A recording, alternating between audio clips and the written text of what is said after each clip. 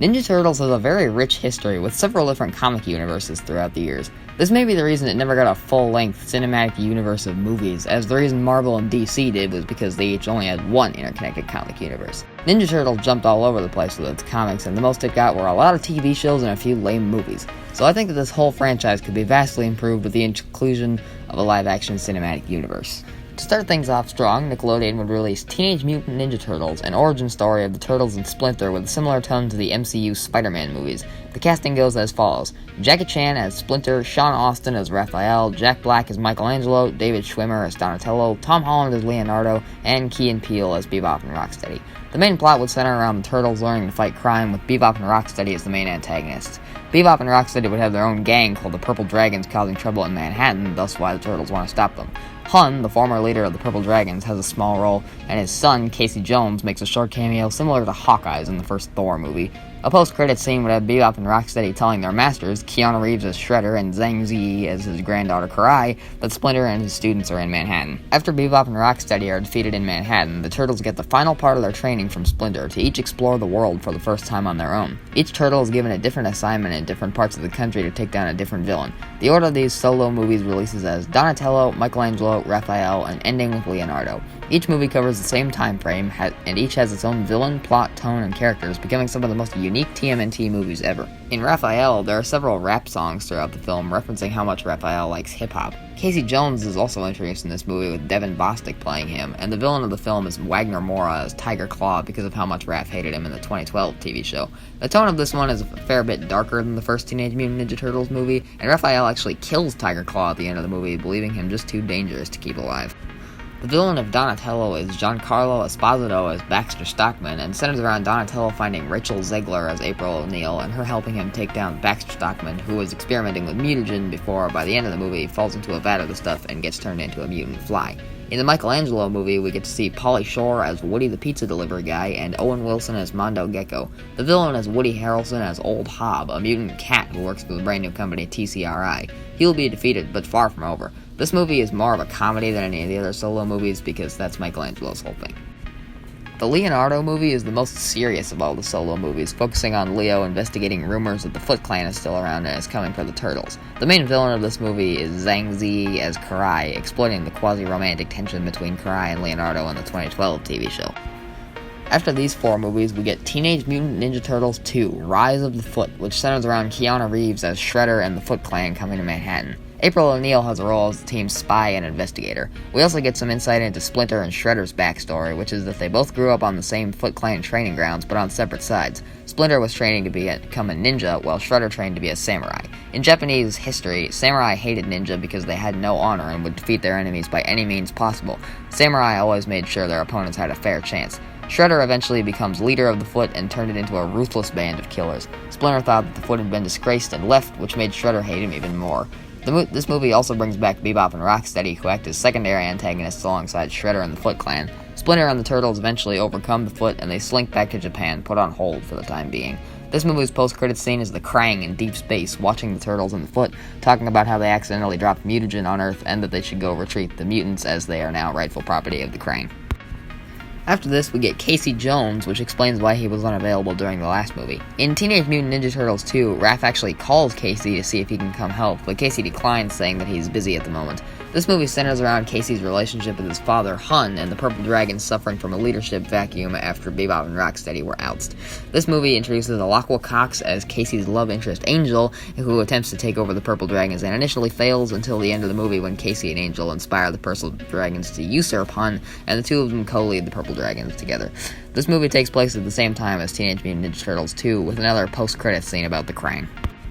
Our next installment in the TMNTCU is April O'Neil, the first TV show in this saga. It mainly focuses on April trying to gather information on TCRI while also getting ninja training from Splinter, as he insists that she needs to know how to defend herself if TCRI ever discovers her. April finds out that TCRI is actually an Earth-based front for the Krang, and that the entire alien race is coming to invade Earth and capture every mutant that they can. Old Hob also appears in this show as an agent of TCRI's will, doing everything he can to stop April. This show is a bit like investigative journalism shows, but pretty much sticks to the first movie's tone. For the finale of this Krang storyline, Nickelodeon makes Teenage Mutant Ninja Turtles The Krang Wars Part 1, which combines every living mutant in this universe in a joined force, including Splinter and the Turtles, Bebop and Rocksteady, Mondo Gecko, and Baxter Stockman, who has since changed his name to Superfly. Old Hob still works for the Krang under the false promise that they will spare him after they capture the rest, but turn on him by the end of the movie. The Krang end up capturing them all, taking them back to Dimension X on their spaceships. In a shocking twist, Splinter is seen as the best at fighting by the Krang and is forced to fight the Krang's champion in the prison arena, a mutant crocodile named Leatherhead. Leatherhead ends up killing Splinter at the end of their fight, making Raph the angriest he's been so far. The post-credits scene has Shredder and Karai finding out that Splinter has died and make plans to take over New York with him out of the way.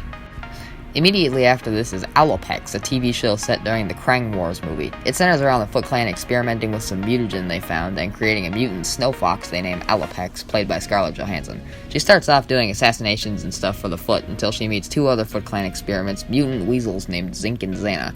They both have the mental capacity of 4-year-olds, and as Alopex learns to care for them, they change her heart about being evil. The show also has Evan Rachel Wood as Jenica, a Foot Clan assassin who's Alopex's friend, and Shredder and Karai are in this plenty as well. In the last episode, Alopex and her weasels get sucked up by a Krang ship and taken to the Krang space prison with all the other mutants.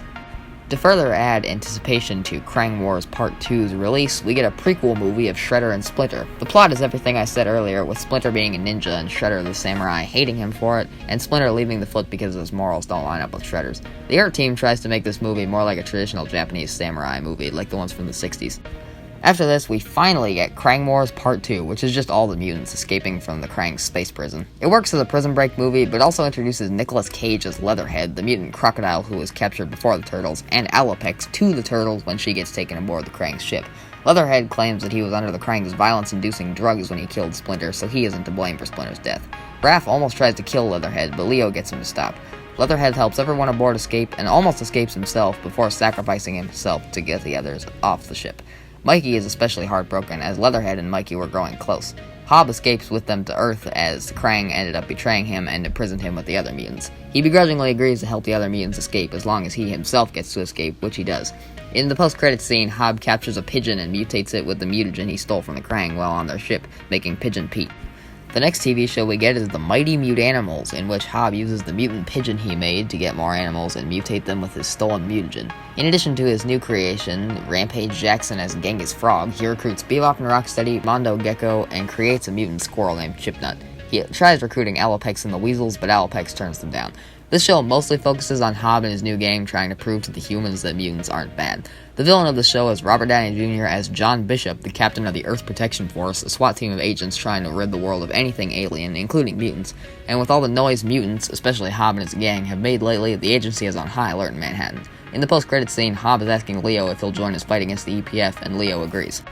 The follow-up movie to that is Teenage Mutant Ninja Turtles 4, TMNT 63, a play on DC 63, because this movie is all about mutants gaining rights in a world that hates them. The Turtles, the Mutanimals, Superfly, and Alopex all form a temporary alliance to fight the Earth Protection Force and gain rights, but it all fails when the Mutanimals set off a mutagen bomb in Times Square during the speech by the mayor about the mutants.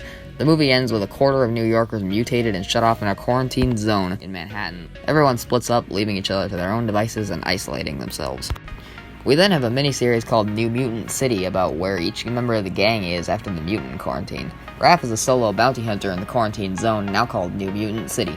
Mikey has teamed up with Alopex to form a shelter for recently mutated people without a home. Donnie starts but never finishes a science fiction novel series. Leo mostly sticks to his greenhouse. April goes back to being a newspaper journalist. Casey Jones plays unofficial hockey in a criminal gambling den. Superfly just garners power through coercion and becomes a crime boss. And Hob and the Mutanimals end up taking over New Mutant City as a police force. Teenage Mutant Ninja Turtles 5, The Final Shell Shock, is the next entry to our TMNT-CU, centering around Shredder bringing the Foot back to New York and challenging Leo, who has taken the role of Sensei since Splinter's death, to a gauntlet determining who rules Manhattan. The Turtles have to fight an arena duel with Shredder, Karai, and Bebop and Rocksteady, who Shredder has convinced to rejoin the Foot. Hob is not happy about this, as he has his own little kingdom in New Mutant City and doesn't want his throne usurped by Shredder. Just as Shredder is about to kill the Turtles, Hob sets off explosives that disorients everybody and allows Hob and the Turtles to alert every ally they know in a final battle against the Foot Clan. Leo kills Shredder, ending this part of the saga on a dramatic note. The rest of the TMNT-CU is left to your imagination. I really don't want to write more of this script, so I'm not making more of this stuff up. I may make a part 2 explaining another phase of this theoretical cinematic universe if this video does well. Thank you so much for making it to the end, and please subscribe. I need more subs badly.